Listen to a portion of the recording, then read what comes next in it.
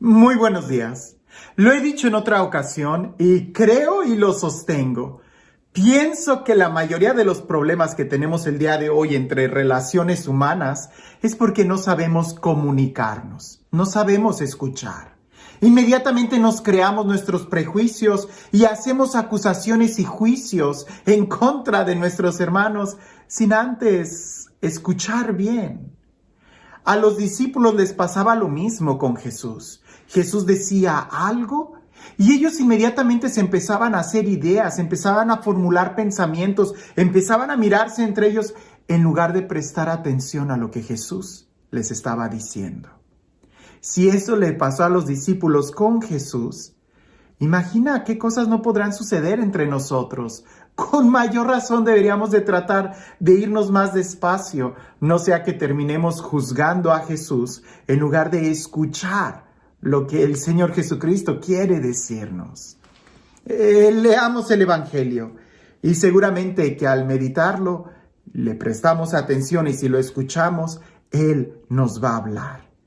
Porque el problema no es que Él no hable, el problema es que muchas veces nosotros no queremos escucharlo. Dice así: en aquel tiempo, cuando los discípulos iban con Jesús en la barca, se dieron cuenta de que se les había olvidado llevar pan. Solo tenían uno. Jesús les hizo esta advertencia: fíjense bien y cuídense de la levadura de los fariseos y de la de Herodes. Entonces ellos comentaban entre sí: es que no tenemos panes. Dándose cuenta de ello, Jesús les dijo: ¿por qué están comentando que no trajeron panes? ¿Todavía no entienden ni acaban de comprender? ¿Tan embotada está su mente? ¿Para qué tienen ustedes ojos si no ven y oídos si no oyen? ¿No recuerdan cuántos canastos de sobra recogieron cuando repartí 5 panes entre 5,000 hombres? Ellos le contestaron: 12. Y añadió: ¿y cuántos canastos de sobras recogieron cuando repartí 7 panes entre 4,000? Le respondieron: 7. Entonces él dijo: ¿y todavía no acaban de comprender? Una simple advertencia que Jesús les dijo: cuídense de la levadura de los fariseos y de Herodes. Y ellos inmediatamente empiezan a hacer sus conjeturas. Detente, no te adelantes, no pienses más, no trates de justificar o de poner palabras o pensamientos en la otra persona. En tal caso, lo más sensato es preguntarle: ¿a qué te refieres cuando dijiste eso? Me ha pasado a mí muchas veces y seguramente a otros les ha pasado conmigo, que piensan muchas cosas o pienso que lo dijo por esto, y cuando después le pregunto: a ver, explícame esto, me doy cuenta que yo había entendido mal o que muchas veces no se expresaron bien, pero no quiere decir que lo que escuché era lo que querían decir. Suena un trabalenguas. Te lo pongo de esta forma: yo soy responsable de lo que yo digo, no de lo que tú entiendes. Suena muy agresivo, pero es la realidad. E incluso si lo digo mal, más bien pregúntame: ¿qué fue lo que quisiste decir? Pensemos en este ejemplo de los discípulos con Jesús, porque siempre es mucho más fácil analizar un caso ajeno al nuestro para poder aprender y poder aplicarlo en nuestra vida. Los discípulos están en el barco y ellos traían sus propias limitaciones tan claras que se les había olvidado traer pan. Solo había uno, pero eso a Jesús no le importa. Jesús podía multiplicar el pan. Lo que Jesús les dice es una enseñanza muy profunda: cuídense de la levadura de los fariseos y de Herodes.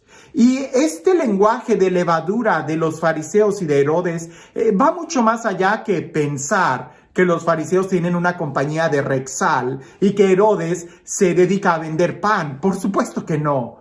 De lo que está hablando es de la levadura de los fariseos, es como del pensamiento, de los sentimientos legalistas, como eran los fariseos. que a veces ese pensamiento o ese sentimiento cuadrado y rígido entra a nuestra mente y entra de una manera tan sutil que se va haciendo grande como la levadura. O el pensamiento o la levadura de Herodes, que pudiera simbolizar la del hedonismo, la del placer, que tú dices, ay, no pasa nada, ahorita nada más esto, como por ahí dicen, una canita al aire, y ya después tienes un gran problema. Es que estos dos extremos, la de el legalismo, a veces entra como algo bueno y ya cuando no te das cuenta ya estás todo cuadrado por dentro, todo inflexible, todo rígido y no le das la oportunidad al Espíritu Santo de ser creativo. O también puede ser el otro extremo, que nos gusta tanto el sensacionalismo, el sentimiento, que entra a nosotros la levadura de Herodes, del hedonismo, del placer. Y parece que entra como algo bueno, pues sí, Dios nos hizo de esta manera para que sintamos. Cuando ya menos te das cuenta, estás todo lleno de sentimientos, todo dramático y todo herido y lastimado. ¿Son estos los únicos dos extremos que existen? No, el otro extremo también lo tenían los discípulos. Pues ante la advertencia de Jesús, ellos empiezan a pensar en el materialismo. En la levadura que ellos traían, ser materialistas quizás, es que lo dice porque nada más traemos un pan. Jesús no está hablando de cosas materiales. Ese también puede ser otro extremo. Por supuesto, tenemos que tener el balance y pareciese que en el balance está la virtud, en el equilibrio está la virtud, en la justicia está la virtud. El tener todo en balance.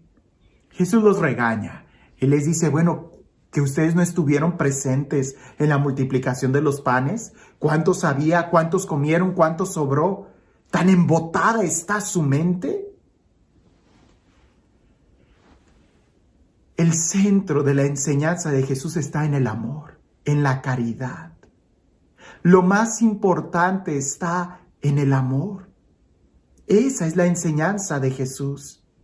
Y el amor puesto en práctica, que hay que tratar de entender, comprender, ser solidario con el hermano. Y cuando yo vaya a hablar con amor, cuando hable con el hermano. Pero si yo me pongo en mi trinchera, en mi pensamiento, voy a estar en el extremo y voy a caer o en el legalismo, o en el hedonismo, o en el materialismo, o en cualquier otro ismo que nos aísle de acercarme al hermano. Jesús está con nosotros y nos ha hablado del amor. ¿Será que nuestra mente está tan embotada que terminamos yéndonos a un extremo en lugar de entender la enseñanza de amar al prójimo así como Él nos ha amado? Este Dios que hace oír a los sordos y ver a los ciegos, este Dios que es capaz de darnos un nuevo corazón, que sea Él quien el día de hoy sea capaz de cambiar nuestra mente, abrir nuestra inteligencia y recibir su palabra. Que sea Él quien el día de hoy nos bendiga. En el nombre del Padre, del Hijo y del Espíritu Santo.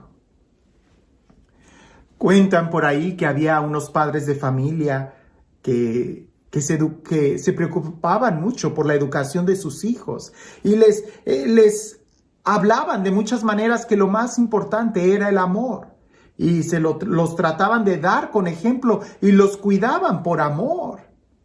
Pero en una ocasión los llevaron a la playa y estaban jugando los niños en la arena cuando vieron de lejos una mujer un poco descuidada físicamente, jorobada, y estaba agachada levantando cosas de la arena y las ponía en una bolsa. Los papás llamaron a los niños y le dijeron, acérquense, no estén cerca de esa mujer. La mujer, cuando pasó muy cerquita de los niños, los miró, les sonrió, los papás cubrieron a sus niños y la mujer anciana siguió caminando toda jorobada, recogiendo cosas de la arena y poniéndola en una bolsa que ella llevaba. Fue hasta después que se enteraron que la señora lo que hacía era levantar cristales de la arena para que los niños no se fueran a cortar cuando estaban jugando ahí. ¿Cuál era la enseñanza del amor? que los padres estaban diciéndole y enseñando a sus hijos si no eran capaces de entender o preguntar qué era lo que hacía esa señora, que dedicada toda su vida a cuidar a los niños, ya hasta una joroba llevaba encima. No tanto la que traía en la espalda, sino la del juicio que los demás hacían por ella o con ella, por no tratar de entenderla o ayudarla.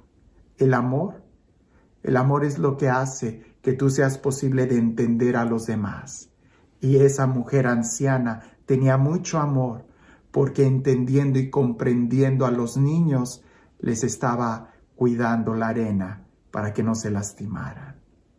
El día de hoy, nosotros amamos tratando de proteger, o somos capaces de darnos a los demás en el amor. El verdadero amor es el que sale de nosotros y nos ayuda a ponernos en los pies del hermano. Que tengas un excelente día.